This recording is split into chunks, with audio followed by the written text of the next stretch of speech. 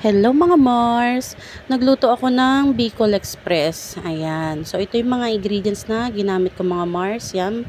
Pork, sitaw, konting bagong alamang, at siling haba, luya, bawang sibuyas. Ayan yung Coco Mama, fresh gata. So, nagisa muna ako ng bawang sibuyas. Ayan mga Mars. Then, sinunod ko na rin ang pork. Yan, in-slice ko siya ng maninipis at pahaba. Naglagay ako ng patis at paminta. Ayan, habang ginigisa. So, tinakpan ko muna. Then, naglagay ako ng tubig para medyo lumambot ang ating pork at maluto.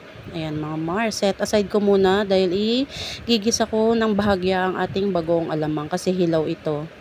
Ayan, naglagay ako ng konting asukal at suka. Ayan. So, tapos ko gisahin, nilagay ko na rin ang mga sitaw at konting tubig at tinakpan ko para lumambot ang ating mga sangkap. So, nilagay ko na rin yung fresh mama ko kagata. Ayan. Then, naglagay na ako saka ko lang nilagay yung luya, siling haba at yung sili, labuyo. Ayan, Mars. Ready to serve na ang ating Bicol Express. Medyo spicy ito mga Mars. Yan, kain po tayo. Thank you for watching.